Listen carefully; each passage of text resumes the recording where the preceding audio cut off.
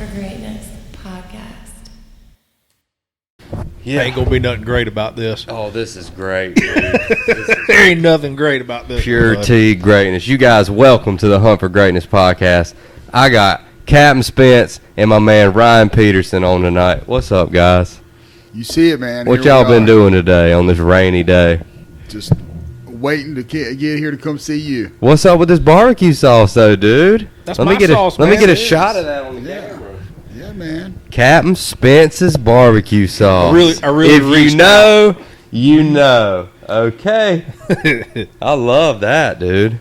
I love how you got the boat on there. And I can already tell it's good because of the color. Well, yeah. I'm racist when it comes to barbecue sauce, dude. Is that right? I judge it by the color, whether or not I'm going to taste it or not. It looks good. It is good. How long man. you had the barbecue sauce? Hell, I've been making it for about 10 years. Really? And giving it away at Christmas time. And I was running a motor yacht up until February of this year, and we ended up parting ways or whatever. And hell, I just decided that I was going to make a run of that barbecue sauce, and so far it's been doing pretty good. I mean, great. I went from making like 3 gallons in a batch, and it'd be gone in 30, 45 minutes. Like it'd be sold and accounted for. And you're like the young Jeezy of barbecue sauce, dude. Man, Mr. Get 'em Gone. I'm trying, man. There you go. I'm trying. Where can people get this barbecue sauce? Right now, you can get an Intercoastal Angler, Robert's Grocery, and Wigglesworth Ace Hardware. Okay. And Pine Valley Market. All very well-known Wilmington places. If you're Yeah. from Wilmington, you know where these places are. Also, about to have 10 Food Lions Oh, no in shit. Wilmington. Yeah, That's awesome. We're in the final stages of that vendor authority process, and then they're going to do a big order, and I'm going to that's have great. 10 stores. That is great. So Yeah. 10 stores, it'd be a pretty big They're rating. all going to be in the city limits of Wilmington. Damn, we got 10 food lines here? You got 21. What? 21 food lines here? Next time you're out, just pay attention, and they're everywhere. I feel like we had 10, but Yeah. 21? Yeah. That's crazy, Yeah, there's a dude. bunch of them. So you got 10 of them you're going to distribute your barbecue sauce yeah, in. they're going to do a big order. And Do you I'll know start where, stocking. do they put it in a local section? Yeah, Like- it's going to be in the local Okay, section. because Harris Teeter has that, and my buddy, he makes barbecue sauce. Actually, one of my good friends' dad called Pork and Pecker barbecue sauce. Pork and pecker. Pork and Pecker, and you it's ain't going to forget that. It's the same color, almost. It's a little lighter color than this. Yeah. But it's delicious too. Like Good. I love it. I love to brush barbecue sauce on wings while I'm got them on my smoker, on my grill. It's funny as hell because the when I started making it and getting it out there and hearing how people use it, that's the most interesting thing. All the different ways. Well, I took it to one dude, and granted, he was high as shit. Like he was feeling all the goodness, and he opened a jar or a bottle and drank half of it right there in front of me. What? He drank it. That's a commercial right there. Yeah, and then it was the craziest shit I've ever seen, man. And then people use it as salad dressing, and it's really interesting to hear all the different ways. Probably good as salad dressing. I never thought about doing that with Well, any there's barbecue. vinegar in it, Yeah. and Where are you from? Merle's Inlet, South Carolina. Merle's Inlet. Merle's Okay, you're a Inlet. fucking nice-un then. That's what my dad calls A people. nice-un? A nice-un. You're a damn. Where are you from, Ryan? I'm from right here, man. You're from Wilmington. Wilmington, North Carolina. Yeah. Oh, Wilmington native, guys. We don't get a lot of those on the podcast. We're all transplants. We all left our shitty little North Carolina towns and came to Wilmington because it was better. Right on, Because you man. guys have stuff. Right on. You guys have more than one food line. You got 21 food lines. We got a Piggly Wiggly where I'm from, dude.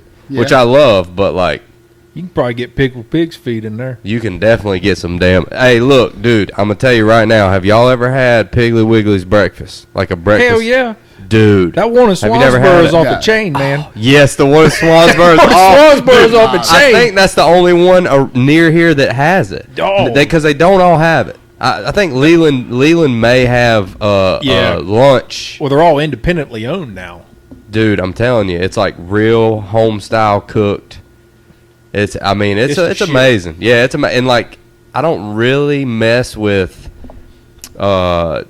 link sausage as much as I would like patty. I like patty sausage. Yeah. But I'm telling you, dude, their smoked link country sausage they got. Boy, put some mustard on that damn shit, boy. Enough to make you slap your mama. Damn, make you want I hear to backhand your mama, boy.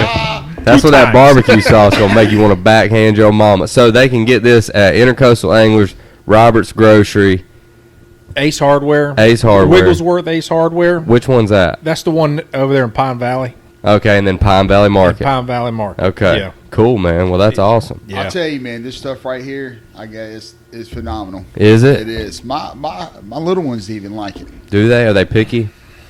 Not too picky. Right. Not too picky, but he'll tell you his number one fan is my son, little Gunner. Ain't that the truth?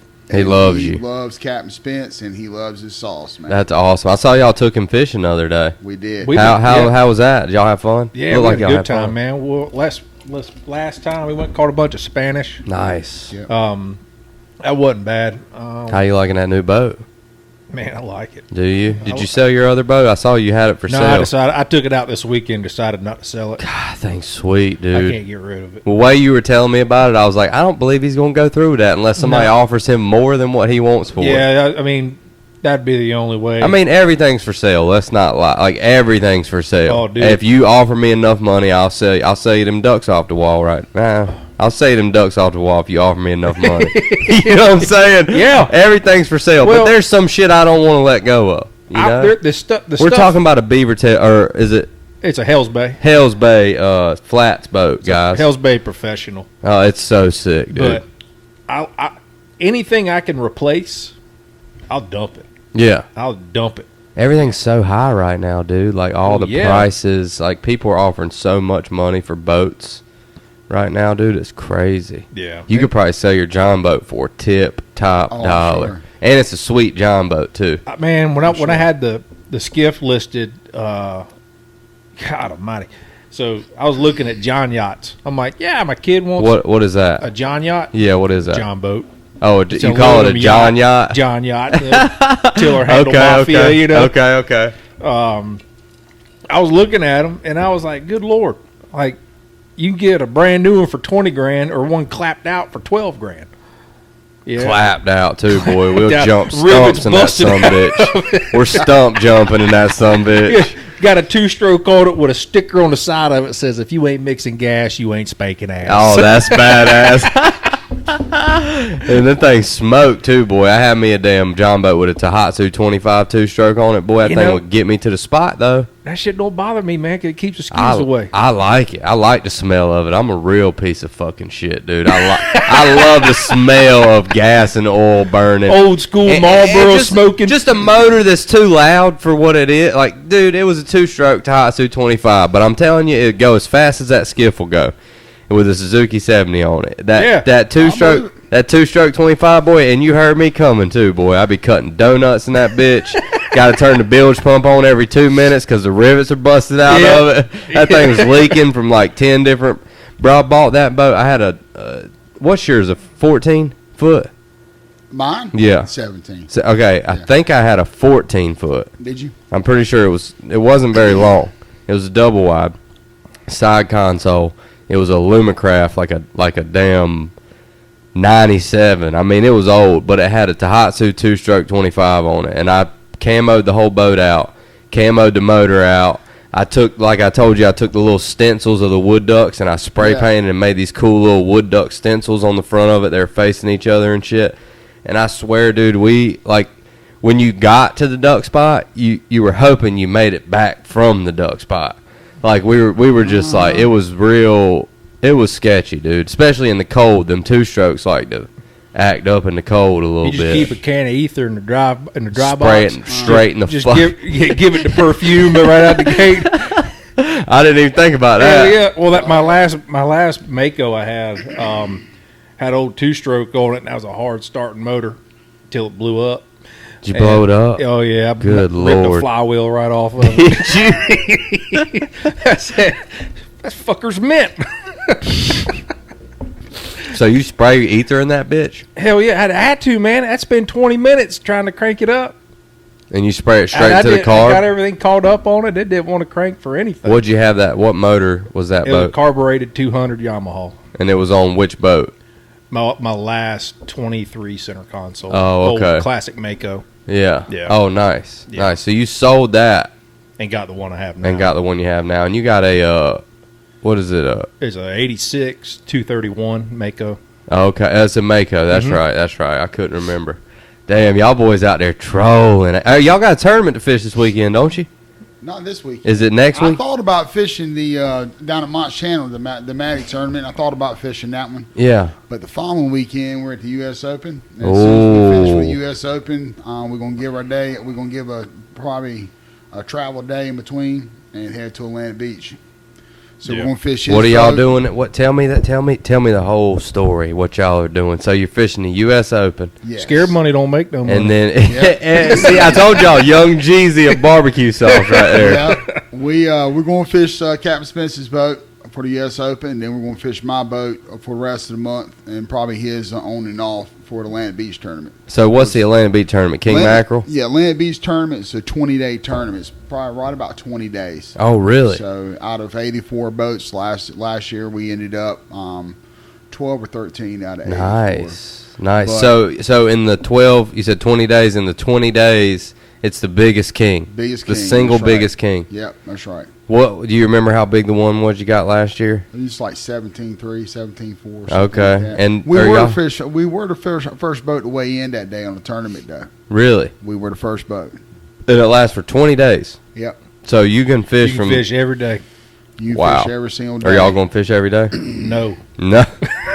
Y'all going to fish like optimal weather days. Yeah. I mean, obviously, right? Probably so. So this time of year, what's the date? I just want to kind of try to explain to people a little bit about king mackerel trolling because you guys are the ones that really talk to about it. So it is September 22nd. Our water is probably 78, between 78 and 82 in most places That's right about now. what we've been seeing. I imagine after all this rain we've had this week, Cool it down? it's probably cooled off a good bit. Okay. So it's September 22nd, guys, and the king mackerel tournaments are about to start back up. I believe this weekend there was a break, and then they start back up this weekend, right? Yeah. And you're fishing next weekend at the U.S. Open. Correct. So the U.S. Open's a pretty big king mackerel tournament.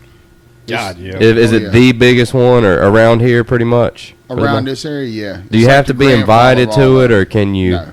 Oh, so you can. No, if it was invite only, they wouldn't let us fish. So you pay the. How much money is it to enter the tournament? That one right there, you're looking at about 500. So If you pay get in all categories, it's like $750 or something like that. And him and I, every time we fish, we always get in all the categories. You know, within a tournament, we get in everything. Yeah, I mean, you might as well pay the extra $250, and then there's a chance of winning thousands of dollars. You know Right. what I mean? That's right. Yeah. So, what are the other categories normally? What does that normally consist of? So, I mean, obviously, you got your biggest king, and that's the Right. main thing, the single biggest king. But your other categories, what is that normally? A lot of times they got like a tournament within a tournament, so whoever decides to get into that category, you know, not every boat will get in all the Right. categories. So you've got your tournament within the tournament, and then on top of that, a lot of times you've got your high roller and so forth. So, you know, it can be productive. It can be productive. Yeah. So for the U.S. Open this year, if I had to guess, we're probably fishing for about 80 or 90,000. Good gracious. For some nasty ass king mackerel too. That's so cool. That's some rich motherfucker shit right there, Nah, ain't man, you never fished a king mackerel tournament? Nah, it's I like never. a floating NASCAR it? race. Is it? You need a gold chain and Hair Nation on your boat, and you're golden. What'd you say? You said something the other night. You were like, you need to be playing Motley Crue on repeat or something like that. You Hair said, Nation.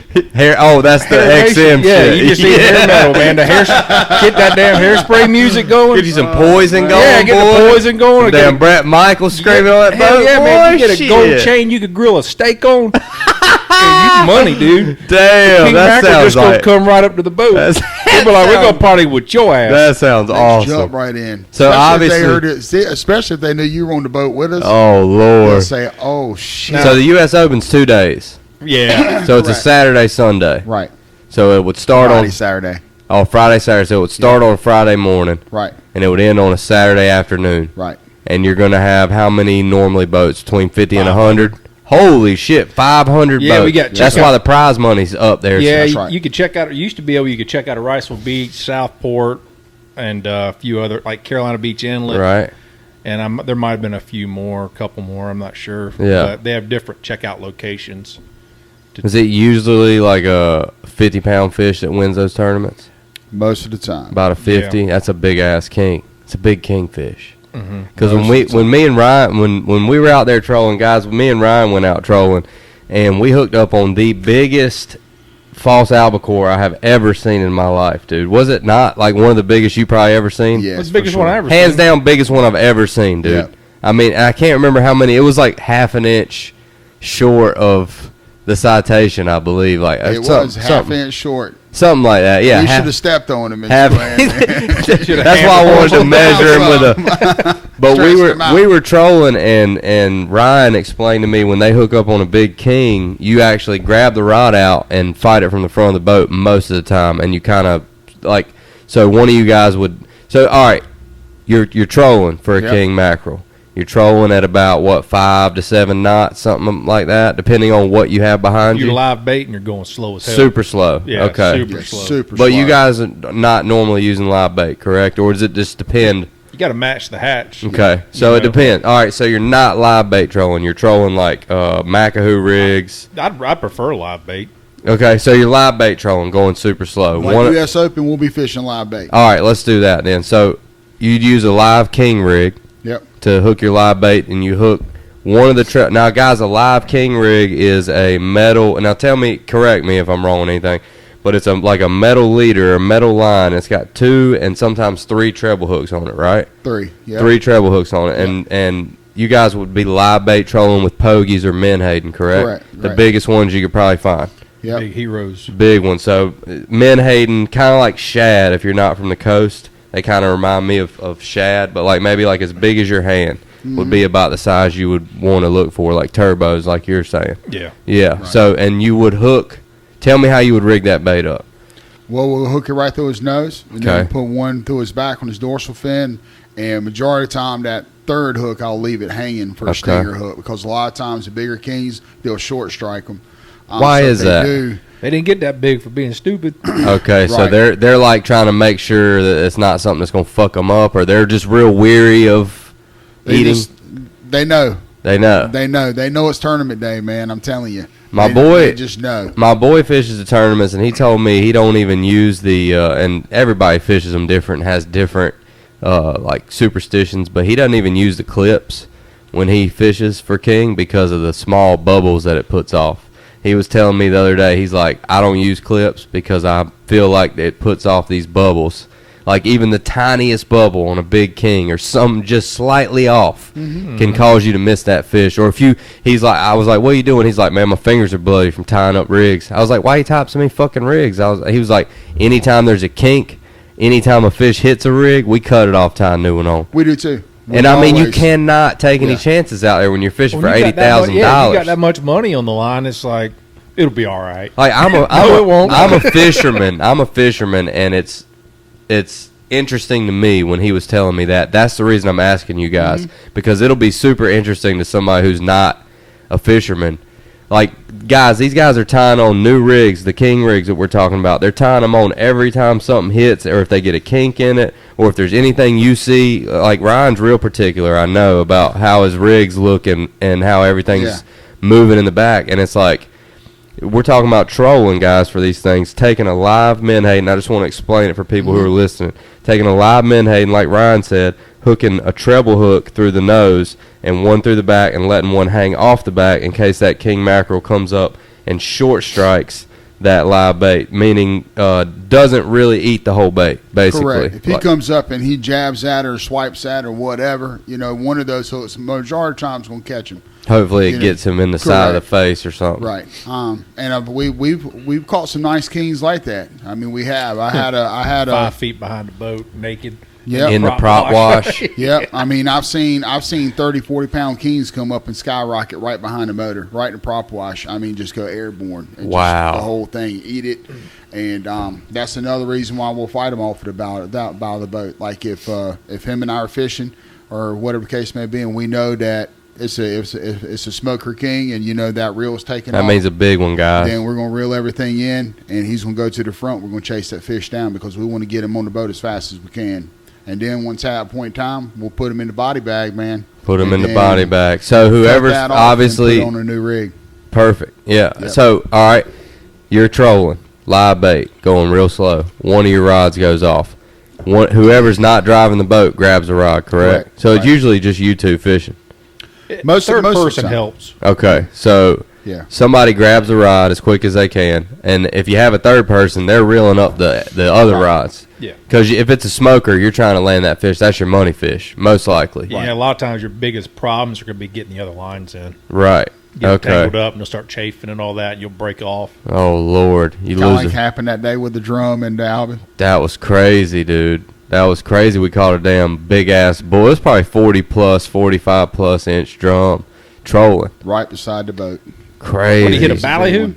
What did he hit? I had on one of that the Jaws lures, one Yeah. of the double rigs, that we have the silver and the blue one that I use so much out there when we're offshore.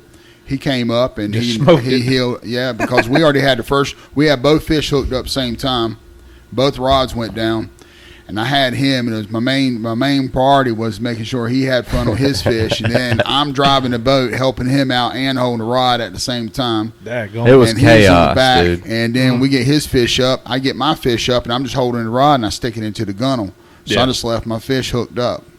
Then we get his fish, because we actually thought his was a king because of the size of the fish it was. Yeah. We get him upside the boat, and then they wrap around each other. All the leaders got hooked up together, and We only had 3 rods out, it but it was was a straight circle up jerk. insanity.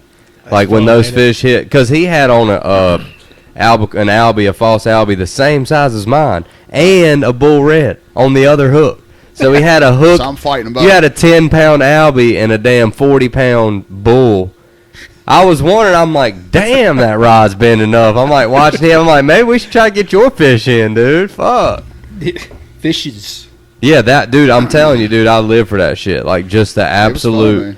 And like that's a big thing on my boat. I try to remember because I don't have a big boat, so I try to keep everything as organized as possible. So when shit hits the fan, you're not stepping over shit buckets and like tripping over tackle boxes and like jumping over coolers. That helps. Yeah, because like it was crazy, wasn't it? And Oh, like yeah. we had everything pretty organized at that point. Yeah, Like, we did. Everything was organized, and Yeah. it was. But yeah, that was crazy, dude. First time I've ever caught anything trolling. It's funny you say that. I was sword fishing with a guy up there out of Morehead City, and it was just the two of us. And when we got to the spot, it was like getting the harpoons out, getting the gaffs, and getting everything staged and ready. Yeah, That way. less confusion. Well, it's a production killing one of those things if it's big enough. So yeah. Like you hook up on a swordfish, then what? Or you gotta said get 'em swordfish. up. You said swordfish, Yeah, right? swordfish. So you're in 1,000 foot of water, about 1,800, 1,800 foot of Yeah. water. Good gracious. 1,900, 2,500. So are you using electric reels? Kind of. What do you mean? All right, walk me through this process. I want to hear man. this. I love it. It's so freaking fun. But this guy doesn't have an electric reel. He's got a 50 wide. That's had all the internals changed out. But he's got a real cranky thing that goes on the crank of the reel that hooks into a drill. We got a damn 20-volt DeWalt drill. Oh my god! Just reeling that thing. Oh up. my We got God. a bag full of batteries. Oh my god! That's the most redneck shit I've ever heard, dude. And this dude ain't a redneck. Really? Hell no, man. Just ingenuity. Just straight up ingenuity. You got to figure shit out when you're poor, man. Yeah. But he ain't even poor. Damn. You figure with a $250,000 boat, he has some damn electric reels. You know who we're talking about. I know you're going to be watching his podcast. Shouts out to my man. Shouts out to my man with the D-Waltz out there at He's out 1,800 there. foot. You're reeling that thing So up. you're catching these fish off the bottom. Yeah. The fish are 1,800 feet down. Yeah. So think about, guys, how much damn line that's going to take. Well, it And takes then- 20 minutes just to get down there. Oh, my God. And it's like a huge weight and a swivel and It's a 10-pound lead weight oh, my God. with maybe 40, 50 foot, maybe 75 foot a leader. Uh-huh. And then whatever bait you're using. What bait would you use for usually? Hell, squid, fish bellies. So they're eating a lot of squid down there probably, right? Yeah. Yeah. So you Does he hook run that? Does he run the strobes on his too? Not strobes. They're just regular, just little lights. Yeah, gotcha. But you put lights on your leader and all that. Oh, Kinda do you? Attractive. Yeah, try dude. some. But oh, my God. It's so. The reason I like it so much is because it's so technical. It sounds like it's really, really technical because, like, you know, with two of us, you know, you got to get it. You basically, I'll drive the boat and he'll run the rod, but it takes 20 minutes to get it down there, and that's a whole another production. But then I'll sit there and drive the boat and just keep the bow into the Gulf Stream with basically station keep the line straight up and down, you know, next to the boat, and control about a knot and a half drift backwards. Wow. Yeah. So, like, we were out there one day and we were drifting like 5 knots, like 4 or 5 knots. It was like something stupid. Like because of the current so fast. Yeah, we were in the eddy and we were just ripping around. So I was just sitting there just kind of slow it down. You know, we're keeping about a knot, and then, you know, the rod just kind of does this number because it's got a 10-pound weight on it and 2,000 feet of line out, and you're just waiting on it to go down and just stay down. Wow. That's what a bite looks like. It just goes down, stays down. It just goes down. It's like a flounder bite almost. That is crazy, dude. Yeah, and you do a drift. It takes about an hour, 45 minutes to an hour. To do a drift. Yeah. And you're drifting a shelf? Yeah, just a ledge. A ledge, yeah. So like a drop-off. Yeah. So how big is a drop-off in 1,800 feet? It could be 200 feet. Holy it could be 100 shit. feet. Dude, think about we see a 2-foot drop-off in 50 foot of water. Yeah. We're like, oh, yeah, you're let's in a fish John that. boat, and you're like, hell yeah, buddy, About there's a a damn 2-foot fish in there. drop-off. Mm-hmm. So your fish hits and bends the rod down, then what? You'll miss it. I mean, really, it's so easy to miss. Really? Yeah. So you know you got a fish on. You stick the D-wad in there. You don't always know you got a fish on. Damn, and then you go reel for 20 minutes to figure out if you got a fish on or not. You'll know within real quick because Like- that drill will go. Like it starts bogging down, down, pegging yeah. out, yeah. So how long does it normally take to get one of these fish up if it takes 20 minutes to drop it down? Man, I've never caught one. That's why it's so addicting to me. Really? Because I've never caught one. Really? It's just, I've never caught it. Never got one to the boat. Fought them before, but just never got one to the boat. I've had a few hookups, but nothing really to speak of. I just know that I started getting into it, and it was like, all right, I'm ruined. So technical, and you just love every aspect Yeah, of it. it's kind of like soaking cut mullet at a dock versus stalking a redfish and fly fishing. You know what I mean? Like it's a little more challenging. Yeah. But we were out there in Waste Knot, that big sport fisher out of Morehead City. Mm-hmm. They hooked up with one that was like, I want to say it was like 680 pounds. Like, it was a stud. We were talking to him on the radio, and he's like, man, it's a nice one. A nice one like you, because you're from fucking Merle's Inlet. Yeah, you're a fucking nice one, dude. Yeah. What the fuck? So you hear these dudes on the radio, they're fighting a 600-pound fish or something? Yeah, and they fought it for several hours. Like, when we left the area, they were still fighting it. Then I saw it on the gram later. You know, I saw it hoisted up, and I was like, damn, dude, that's a stud. So y'all do a lot of fishing out, like, up north. I know you do with Rebecca Lynn, too. Like, and that's your Instagram, guys. If y'all want to follow Ryan's Rebecca Lynn Sport Fishing, or is it just spelled just like that, Rebecca Lynn? Yep, Lynne. Yep. And Sport Fishing, right? All right, cool. And then yours is Captain Spence. Yeah. And it's CAPN, right? No, it's just CAPT. CAPT Spence, and that's it. Williams. Yeah. And no numbers or underscores. All right, that's their Instagrams. Y'all want to follow them. I just like to plug people's Instagrams in there because guys, Ryan runs duck hunting and goose hunting charters out west. Hunts. So hunts. I'm sorry. Yeah, you've been doing that for 20 years.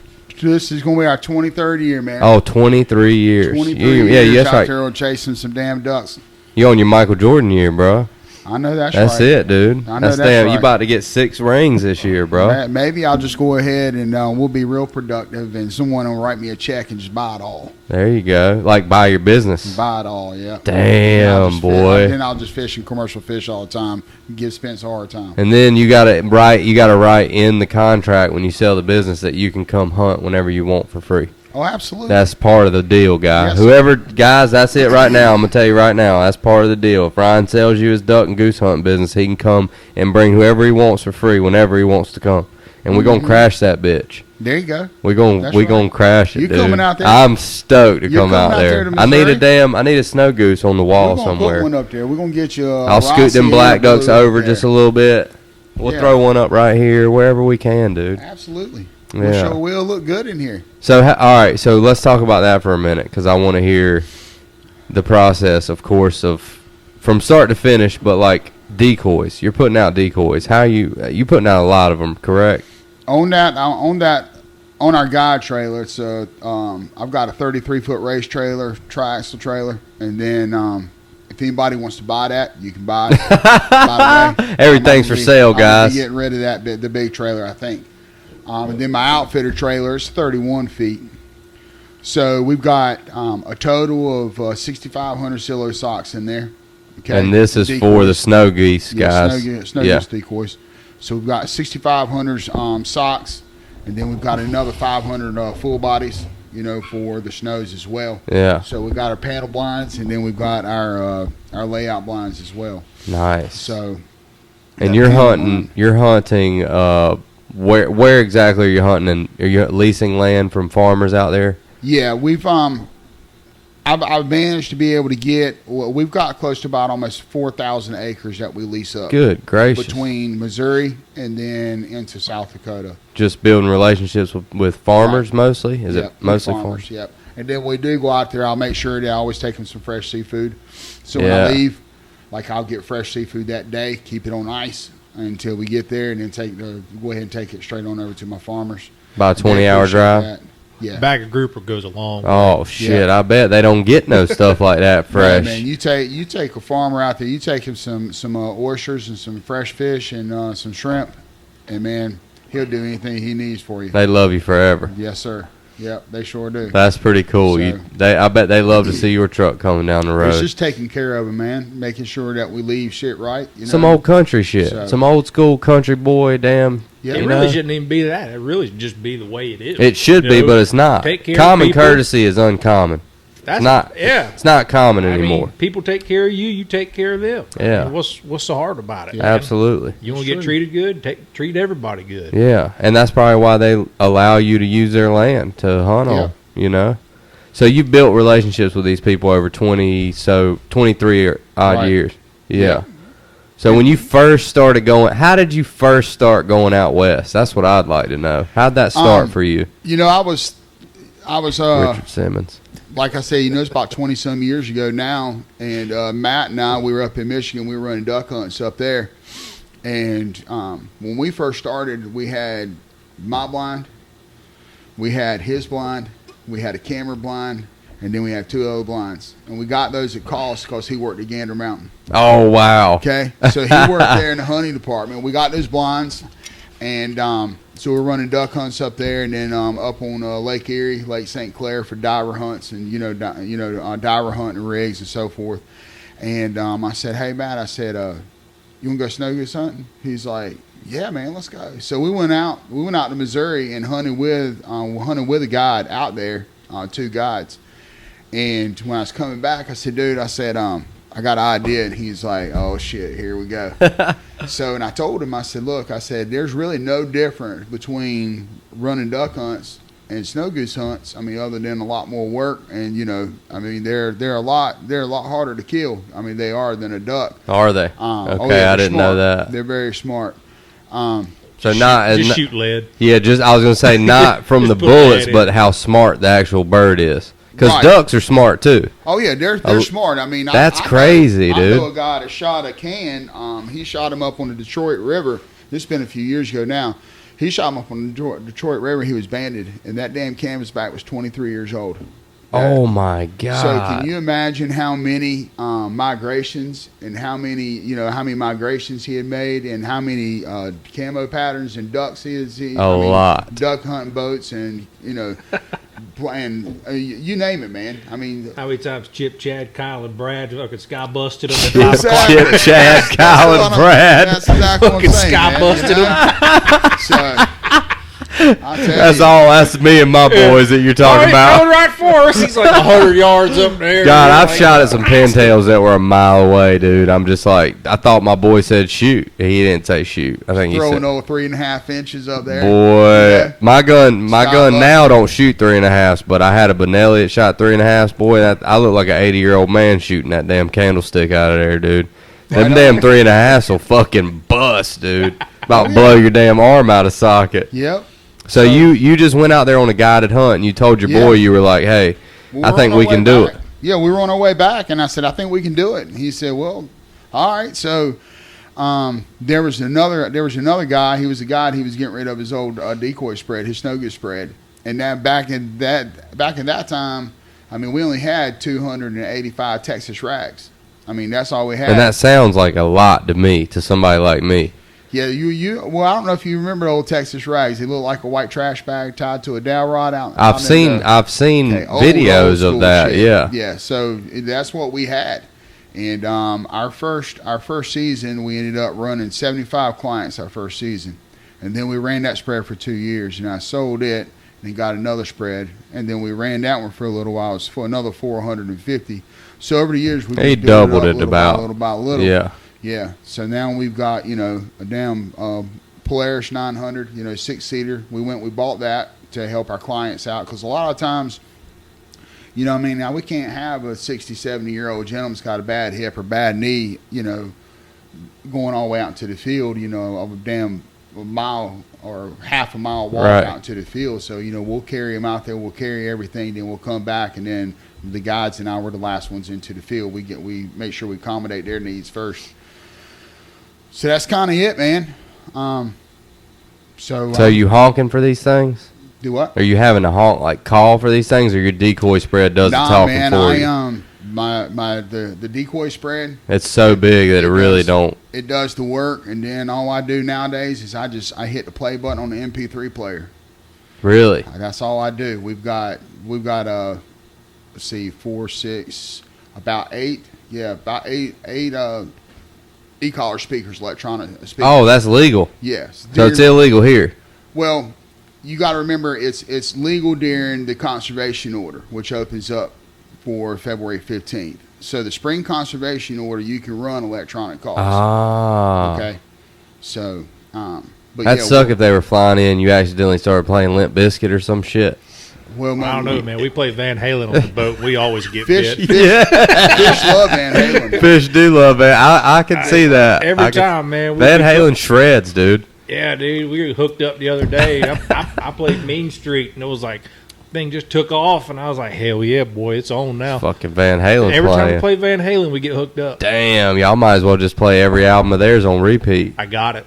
You got it. Knock on wood, that's right. Because that's not, to me, now I don't know if this could, you might disagree with me, that ain't hair metal.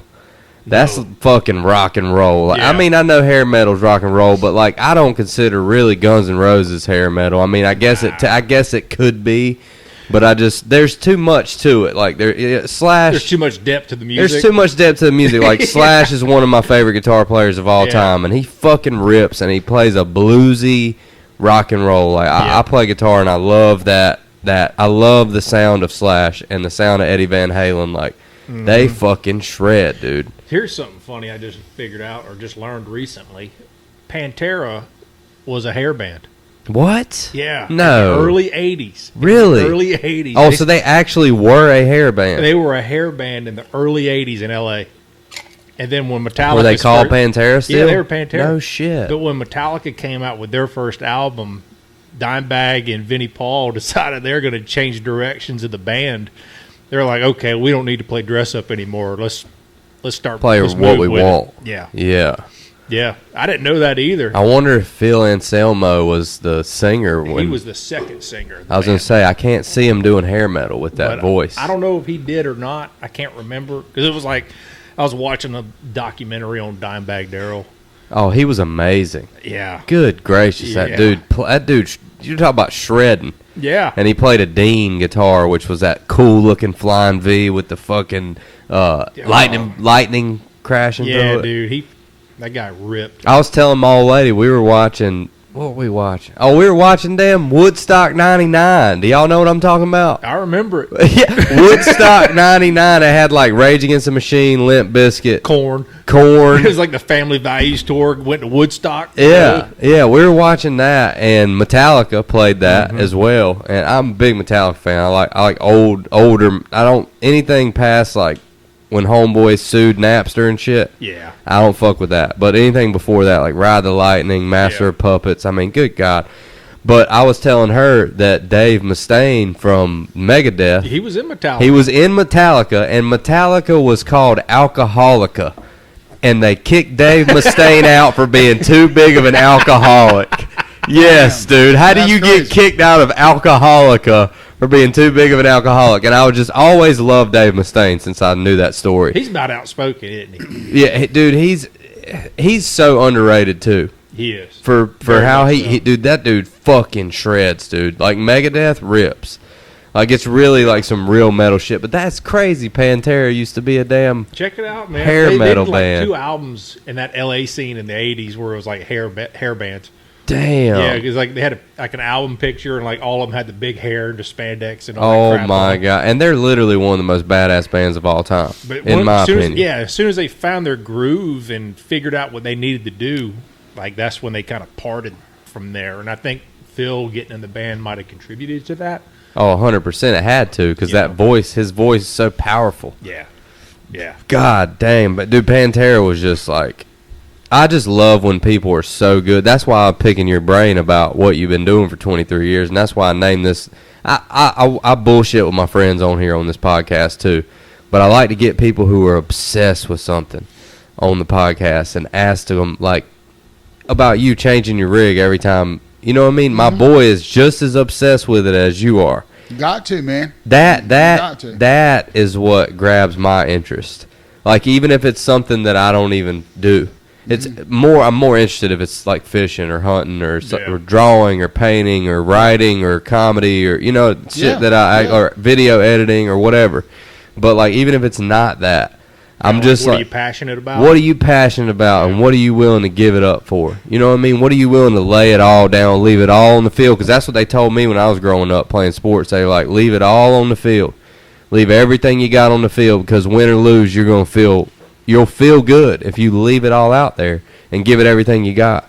Well, that's kind of what I did. It's funny you should say that because, when I was up in the Midwest, I had left. I was only doing guiding like part time, and I was working full time at a cell phone company store, and I had busted my ass to try to get my own store, for that cellular company, and I was the manager. I was the part time manager there, and it's kind of funny because I was the part time manager at that point in time, and I had opened up the store that morning. And I was the only one working. And my GM called me up because I knew they were having a meeting and that store was getting ready to become available. And I was already told that store was going to be mine as a store manager. So, I was looking forward to it. And like I said, I busted my ass to be able to get that position. And my GM calls me up and she says, hey, I just want to let you know that there was 4 of us that voted that you should have that store and that store should be yours, but your store manager turned it down and he voted against us. And I said, Tina, you got A guy you're working with every day, you're saying? Yeah, exactly. Oh my God. And I said, okay. I said, all right. So like I said, I was the only one there that day, and I was in the mall, and we had customers coming in the door, and I hurried up and I took care of them.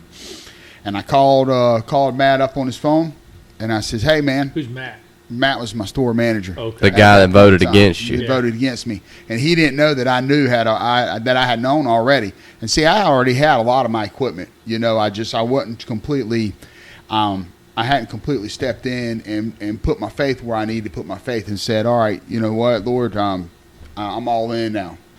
And that was the thing that did it. And I called him up and I said, hey, I heard I was put up for my own store this morning. Yep. I said, so when am I going to be a store manager? He was like, well, you're not. I need to keep you there at that store for a little bit longer. And now I said, I'll tell you what, you got about 10 minutes to get here because I'm going to close the store. I'm going to leave the keys in the damn gate and I'm out. He said, you can't. I said, the hell I can't. And I quit. Right then. Right then. And he got there and he freaked out. And needless to say, he called me up, and I said, look here. I said, I'm going to leave the bank bag there. I'm going to count the drawer down. I'm going to do everything. Well, we're supposed to be open. I said, you shouldn't have voted against me. I said, I don't know what to tell you. So I'm going to go run my Shouts own out to company. Matt. What do you mean? Hey. We are supposed to be Shouts open. to Matt. You fucked up, buddy. But it was really the biggest blessing that could have happened to you, And I really. walked out. And I said, you know what, I'm done. And I just, it's hard. I mean, he'll tell you, and being an entrepreneur and owning your own company and stuff, it's hard. It is. And I'm going to tell you now, the hunting and fishing industry is one of the most cutthroat industries I believe it. that you can be in. It's cutthroat recreationally, so Yeah, you it know is. it's cutthroat It whenever is. you're Somebody doing could it always for do it cheaper than you. when you're doing it for money or when Yep. you're in a competition. I mean, Yep. It's cutthroat, man. It is. But we've had our ups and downs. We've had our battles. I'm sure out west too. Like they look at you, not necessarily the farmers, but the other people who hunt look at you like, oh, this dude's from the East Coast.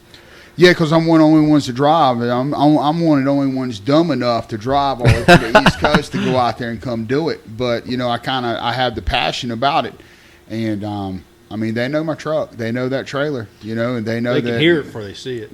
That's true Yeah. story. They hear the tires, wah wah wah. Wow, wow, wow, wow, wow. They Sounds drive like big Tom trucks Morello's out there. Freaking wah-wah pedal His coming fucking down the road. guitar solo.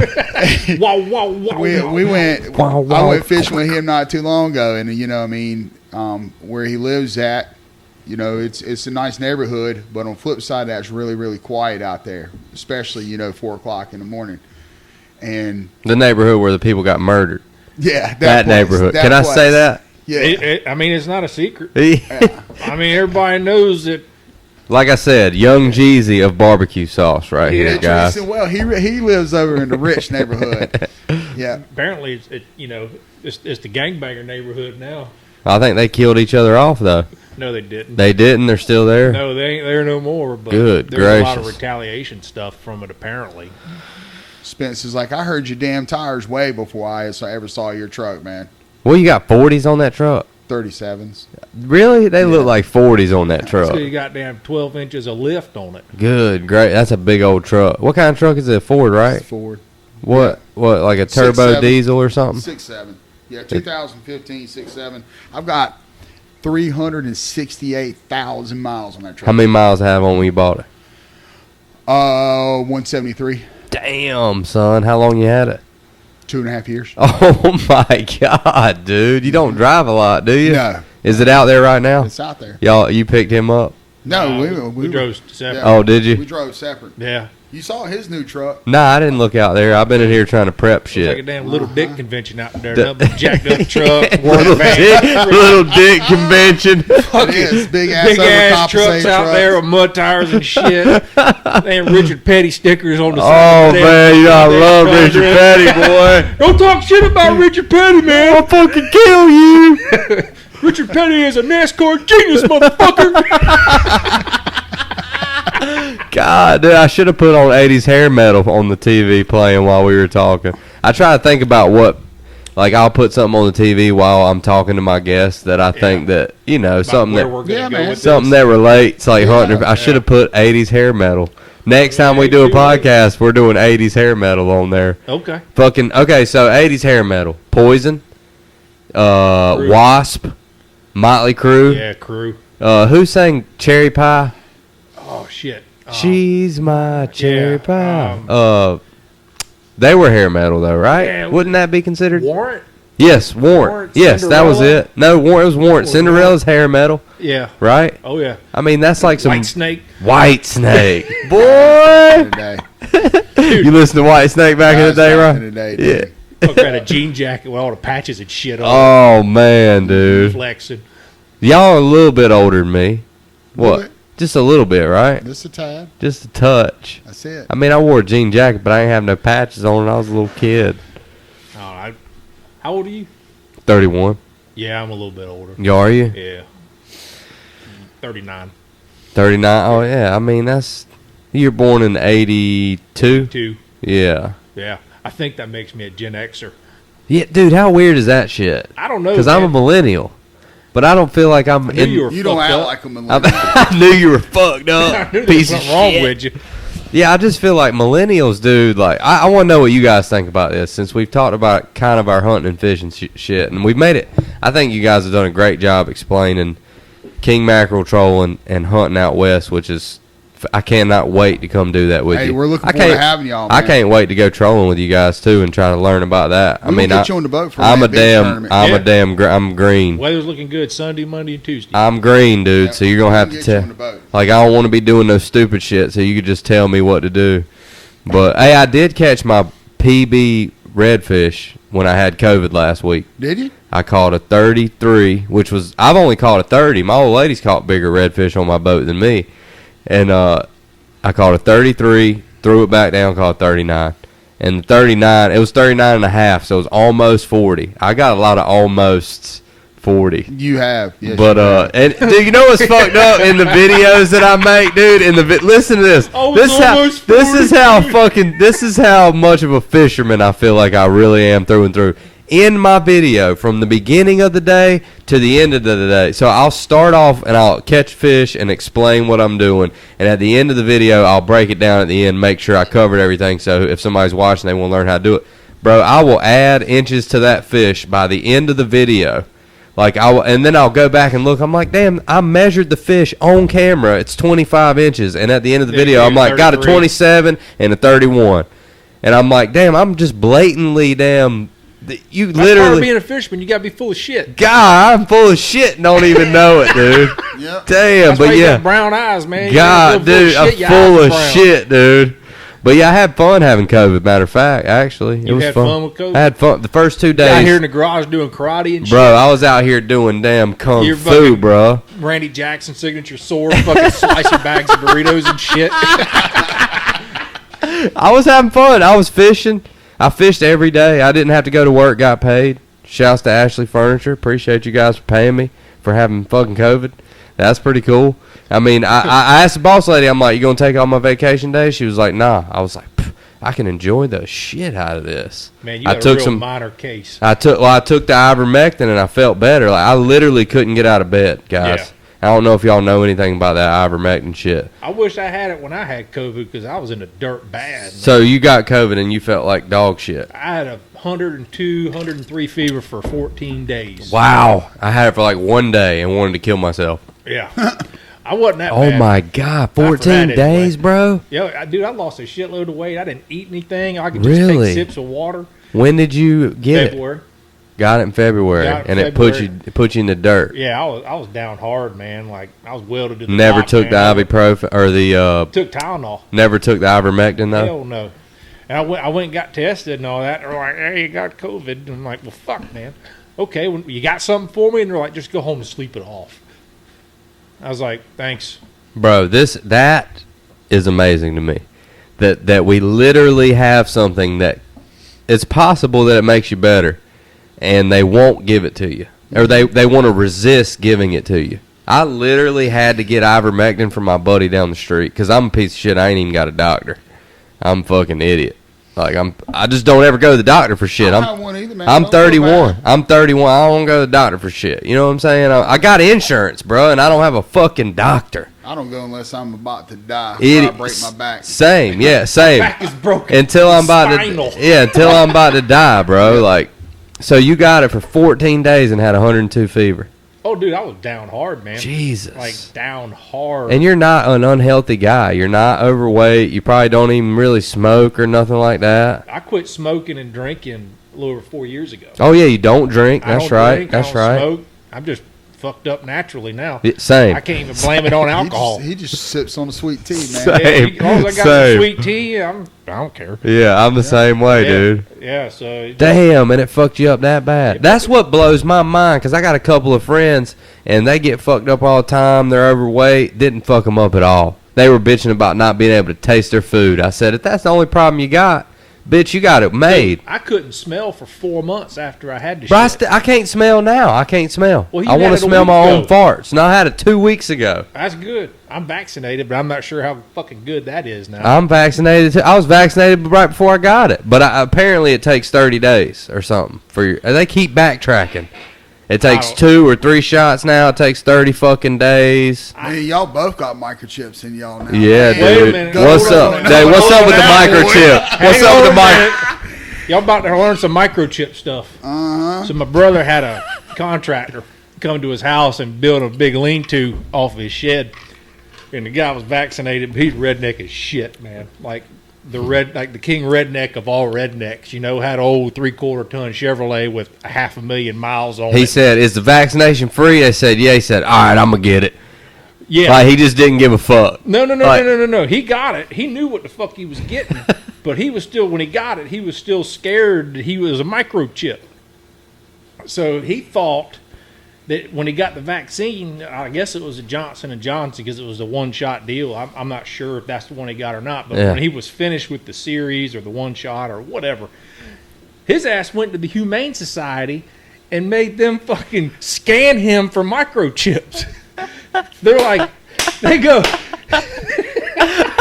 So he's sitting there telling my brother this shit, and he goes, "I know for a fact ain't no goddamn microchip in that fucking vaccine." And he's like, "What the hell are you talking about?" And he goes, "Well, I got the vaccine." He's like, "Yeah, I did too." And he goes, "Did you go to the Humane Society and make them scan you?" He's like, "No." He goes, "I did." He goes, "They wouldn't do it, but I made them do it. And I don't got, there's no microchip in that damn thing. I'm clear." Me and you were talking about that at the duck banquet. Yeah. Bro, I did that on stage at the open mic. I Stole my joke? I was fucking around with it, like Yeah. talking shit about the vaccine. And like I said, I got vaccinated and all the fucking liberals started clapping and shit. And I was like, "Don't fucking clap. I can still die, goddammit." And they were like, I was like, "Y'all quit fucking clapping." I didn't want to get the fucking vaccine. I felt pressured. And then I started saying, I said, "But I know there's no microchip in it because I took my ass straight to New Hanover County Animal Hospital and made them scan me." Dude, they loved it. They loved it when I said that shit. I forgot to tell you I tried that joke on stage. I mean, that shit's true. The fucker actually did it. That's great, He dude. made them scan him for a microchip. That's he truly great. believed there was a microchip in him. And honestly, I'm glad he did because I probably would have done the same thing. Dude, No, I wouldn't. there has to be the technology right now to make a microchip that can fit through the eye of a needle.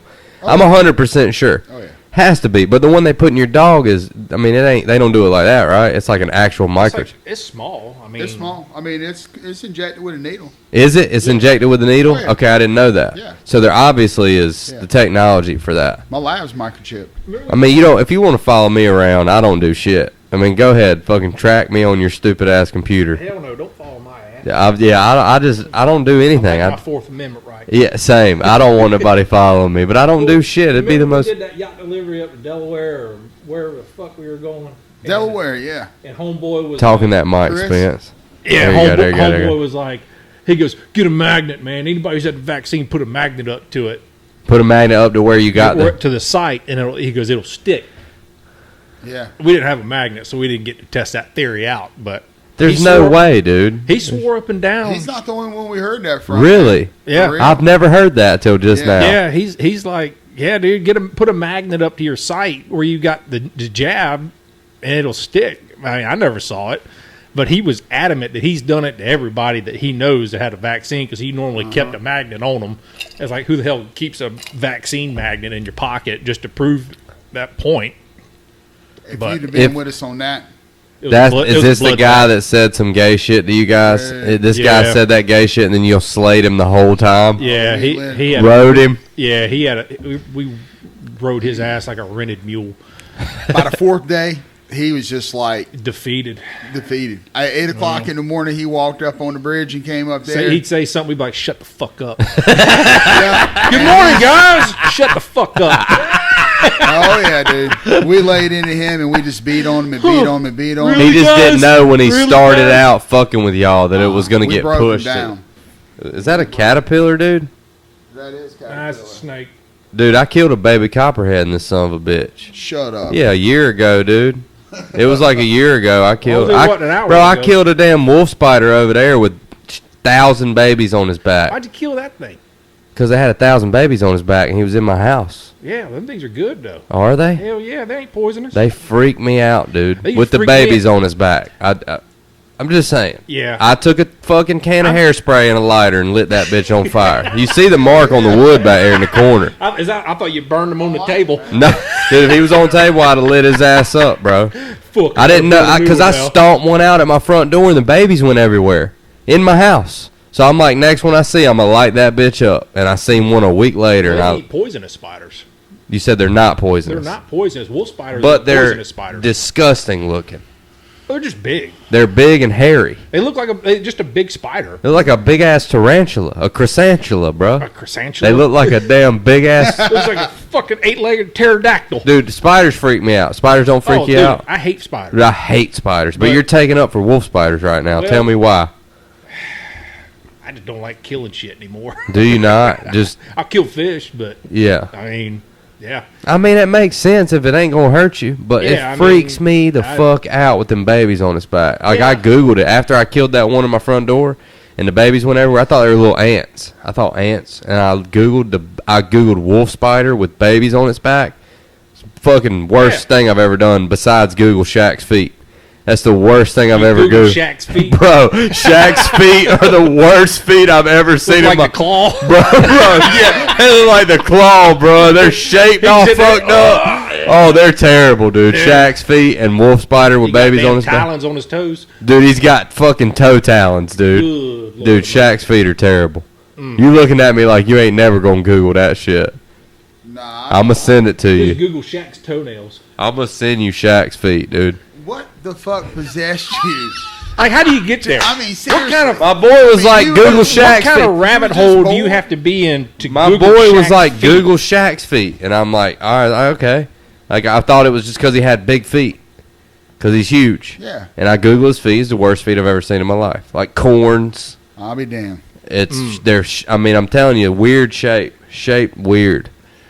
I tell you something interesting about Shaq. You know he's a doctor. Is he? Yeah. You know, he was a sheriff. I did not know He was a sheriff. he might, I think he still is a sheriff. Well, he's got his doctorate and he's working on his law degree if he hadn't already got it. Really? Yeah. Now it kind of makes I watched sense. an interview with him and He's a DJ too. Do you know that? He's a, everything. He's a Since he big got out- time DJ. I guess he was in a meeting like for his brand or whatever, and the company was talking to his manager, you know, and Shaq was like, "Look, I'm in charge. You talk to me." But they were trying to speak over his head or something like that, according to what he was saying.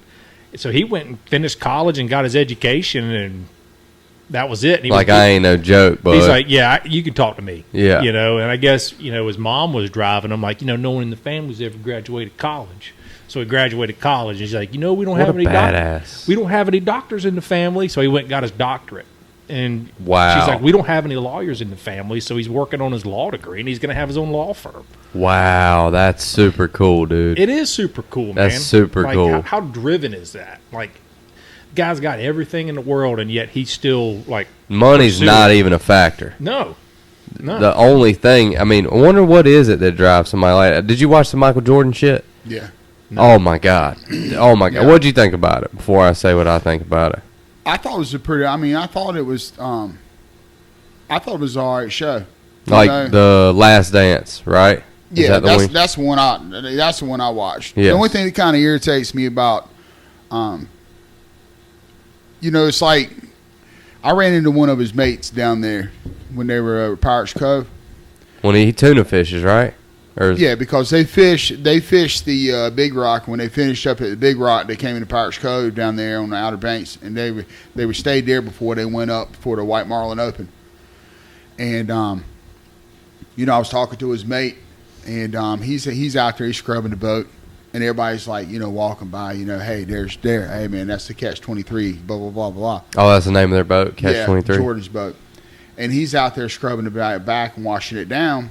And I went walking by, and I told him, I said, how you doing today, man? All right. Like everything that you asked him, everything that you talked to him about, it was like he was reading from a script. You know what I'm saying? Like he had to be very careful about how he answered things, And he says, yeah, probably everybody down here thinks I'm a fucking asshole. And I said, well, And you're talking to the mate, I right? talked to the mate, yeah. Yeah. And he's on the deck of the boat about to clean it, detailing it. And I said, well, I don't know. I don't know you, man. And he kind of turned and he looked at me for a minute. And he's like, dude, he says, that's got to be one of the nicest things been said to me this whole time I've been in this fucking marina. And I said, no shit. And he's like, yeah. Damn. And I said, how long you been working on this boat? I don't He even said, fucking know you was the nicest thing he said was said to him. Damn. No, whenever I said, well, I don't, when I said, I don't know you. Yeah, and he's To like, judge you. To judge him, and he's like, man, I kind of appreciate that, and I said, how long have you been working on this boat? He said 2 years. I said, all right, and I said, it's a damn nice Viking. He goes, yep, they make them every day. I said, all right, cool. So we stood down there and we talked for a few minutes. And they make them every day. That tells you a lot right there. Right. And, they make them every day. They make them every day. That's what he said. And I just kind of smiled and I said, I just want to tell y'all, you did a hell of a job at Big Rock. This was not this past one before. Yeah. And he said, I appreciate that. He said, I do. And that's kind of one of the things that irritates me because, what I saw happen at Big Rock, I'm probably going to get some blowback on this, but what I saw, whenever you're on a boat and you're running a sport fisher or you're fishing a big tournament, it takes a whole team in that tournament. I mean, that's not just one person don't on win that boat it. that wins that tournament. It's a teamwork and it's a sharp sword. You know what I'm saying? And what got me is none of his fucking crew got any recognition for what they did. I mean, they worked their ass off on that boat, and they fought that marlin for a long time. They got him on the boat, and it was the whole crew that did it. And there was one gentleman that pretty much got all the credit on it. I guess it's just coming from the fishing industry, Give credit where credit's due. Because it does. It takes a whole team to get something done like that. Yeah, for sure. It does. It's the same thing fishing King Mackerel tournaments. You see those guys out there. You see them on Instagram. And majority of those guys that fish tournaments together and they're on that boat, they've got a crew together and they know exactly what they're doing, who's doing what, when they're going to be where. It's a well-oiled machine, Yeah, that's years and years of failure and mess up and all that. That's how you gonna learn. You learn from years of experience to get years of experience. Absolutely, and then you're gonna fuck up a lot. That's just how it happens, True. Like you're gonna fuck up a lot. I mean, you learn a lot from winning, but you also learn a whole lot from losing. Right. So what were you gonna say about the show anyway? Just the mentality of talking shit about. Just the mentality of Jordan, dude. Like it was just mind blowing. Like I didn't realize how hard he gambled.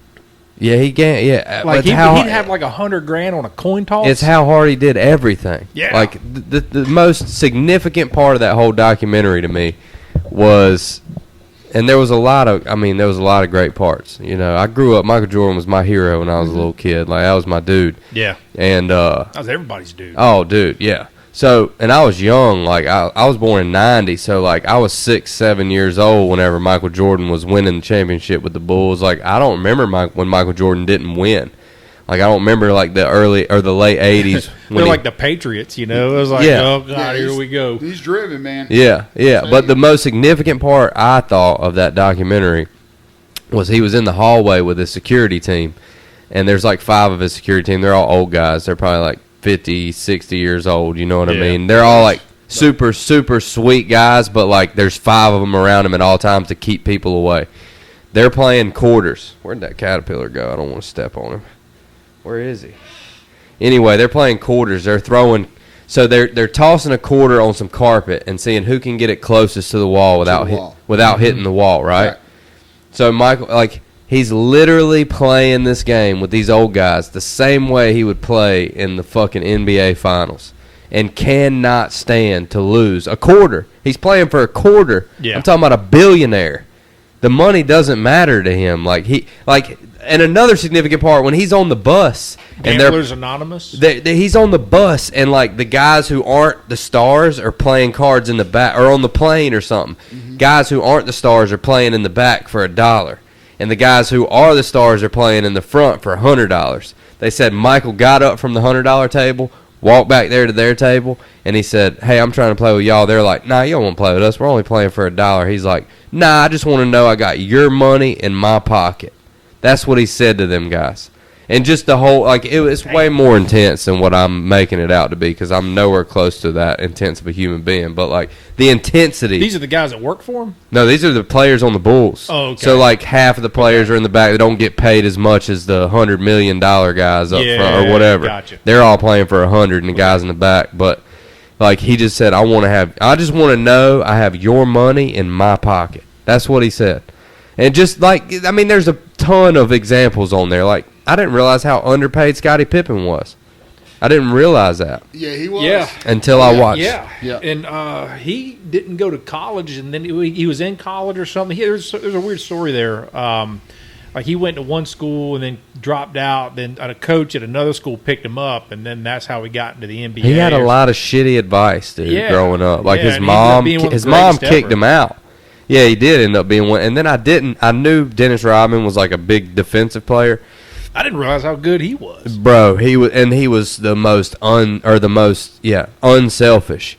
Like, he would literally have 20 rebounds and 0 points. Yeah. Like, he had that multiple times, like, of 0. Yeah. He would have, like, 20 assists, 20 rebounds, 0 points. And that's like, and that motherfucker would party and disappear for like a week. Well, he was married to Carmen Electra there for about 2 weeks. And he fucked Madonna. He had sex with Madonna. There was a story on there. Do you remember the story where Dennis Rodman is in Vegas sitting at the table playing cards? Yeah. No, I've never heard of All that. right, so Dennis Rodman's in Vegas sitting at the table playing blackjack or something, roulette or something, and all the rest of his team's in the gym. All the rest of his team's in the gym training for the NBA Finals, right? Yeah. Rodman's at the table. He's up like $80,000. Nice. And he's Dennis fucking Rodman. He gets a call, and they come up to Dennis Rodman. There's no cell phone. They come up to him. They're like, hey, you got a call on the line. He's like, I don't want to answer that. And they're like, it's Madonna. And he's like, oh, okay. They bring him the phone. He answers it, and Madonna says, Dennis, I'm ovulating. That's what she tells Dennis Rodman on the phone. Dennis Rodman hangs the phone up, says, hey, put this table on hold. They hold the table. Dennis Rodman flies out of there to Madonna to fuck Madonna, and then he comes back to Vegas to finish his blackjack game. How crazy is that? That's like rock star lifestyle shit, bro. Yeah. Madonna hit him up and was like, hey, come fuck me.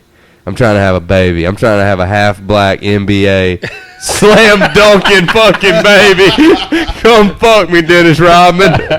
Can't call Bird for that. Nah. Damn.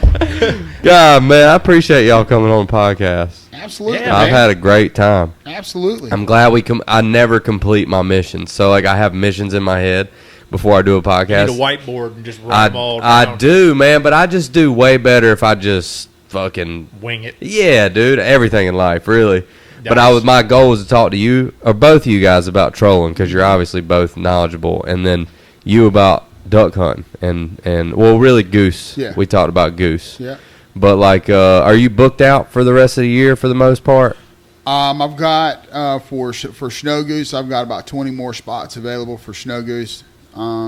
Charters, we're pretty much almost wrapped that up, and then this is actually the first year we're booking whitetail hunts into 2023 already. Oh wow! Oh yeah, I forgot you do the whitetail hunts. Mm-hmm. So where do people need to hit you up to get on your hunts? They can just right there on Instagram.